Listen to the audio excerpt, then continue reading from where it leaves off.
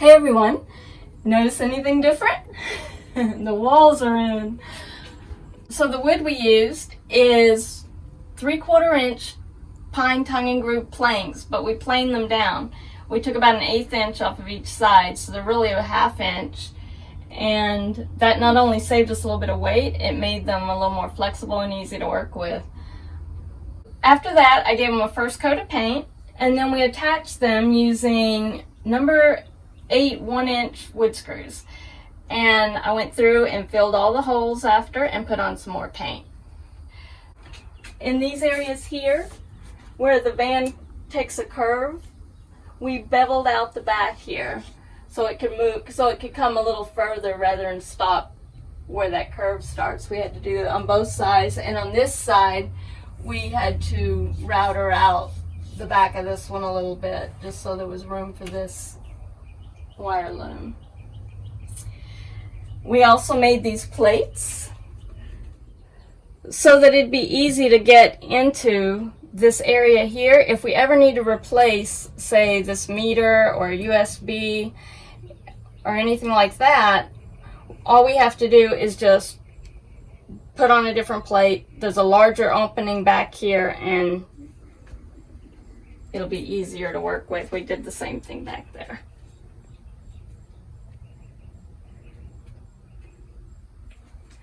The other thing we did is built this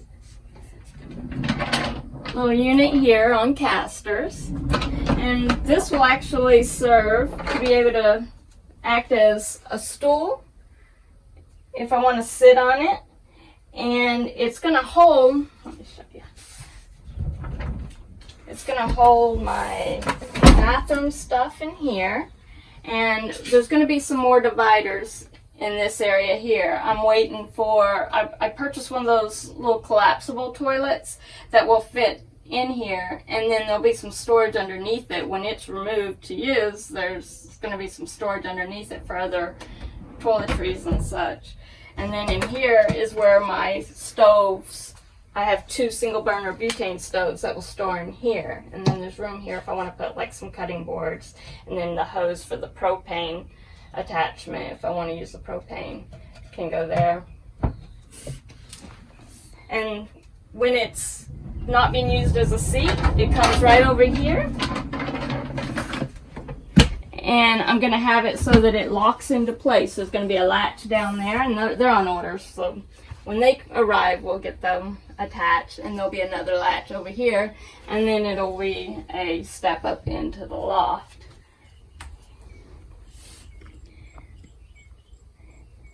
I like this so much I might even make a second one, because we could easily have one opposite of this, and then they both can at any point slide right up underneath the loft area. And when I have this in studio mode, if I want, I can have it set right back here. It's not blocking anything. It's really convenient. It also, it's the perfect height for when this table's pulled out. Even though we have this as a bench, in another video I showed you that the fridge pulls out to make a bench seat, but this can be over here, and that pulled out as a bench and sit 3 people. So that's pretty cool, I think, because we needed some additional seating and a way to store our bathroom. So. The other thing we did is the 4-way stretch carpeting. And that was just put on with a high heat adhesive, and it was easy to work with. We just stretched it on after we sprayed the adhesive onto the metal, and then ran an X-Acto blade down the edges. That was before we put the walls in. So this all just overlaps the carpeting.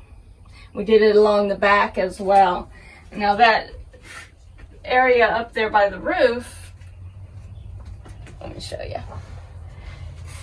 There's like a hole here that there's nothing to attach. So I left this so when we run our trim through here, it'll actually help hold that in place, and then I'll cut that away, the excess. So today, what we're going to work on is figuring out what we're going to do with this last ceiling piece. Kevin says he has some ideas, and hopefully they will work out. What we're a little bit worried about is this area right through here where it gets so narrow.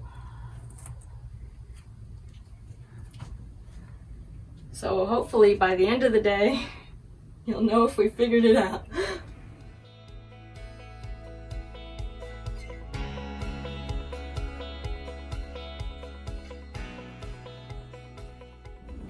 Okay, so this is what we figured out. In hindsight, we would have done this differently, but we are working with what we have here. What we're going to do is we're going to take these little triangular blocks like this, and we're going to fit them right up here where each of these furring strips is, and we will probably put some here as well, and they're just going to connect to the board here. Here they'll be able to connect to this and the furring strip, and then this board will then go where the tongue fits up inside, and you can't see it here until we get it on there because it takes two hands, but then it'll be something like that up against these blocks, the triangular face of them. So if we were to do it over, I think what we would do is have finished out the ceiling before putting on this last board, or we would have built a angled frame where each of these furring strips is for this last board to sit on. But we are going to make this work somehow, so we'll give that a shot.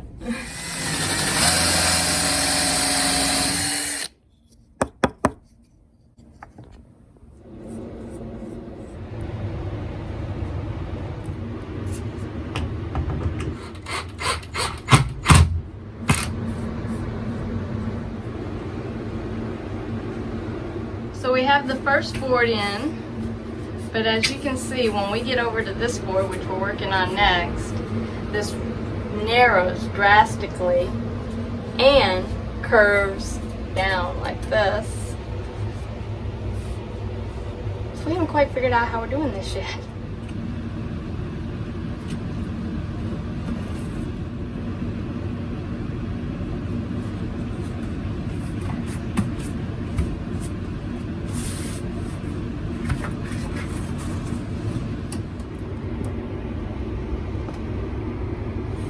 So we're done for today. We got one side done. Took us a lot longer than we anticipated, but now that we have it figured out, the other side should be a lot easier and go a lot quicker. So we're going to get started on that in the morning.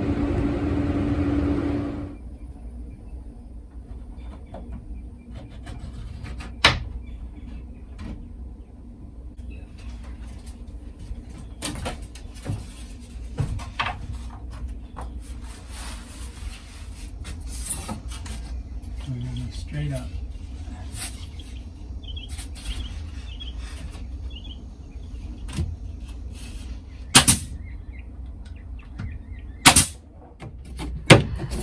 So what makes this part so difficult is that there's an arc in the wood where Kevin's pointing, and it puts that gap at the seam. So what we did on this other side is put something back there that pulls that arc out a little bit.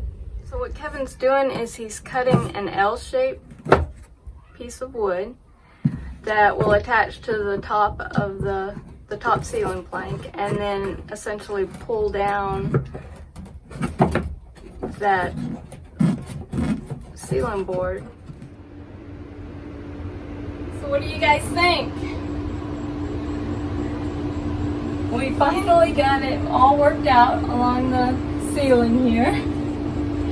Now keep in mind, none of this area is going to show once the cabinetry is in. And then over here, the way that it stops so abruptly right here, I'm gonna disguise this by probably painting the carpet right here so that it kind of gives the illusion that the white continues on and it won't stand out so much. There's also going to be a camera monitor here, so all that's probably going to be sort of hidden by the time we're done. Also, we have trim that's going all along this door area here, the wall area around the door.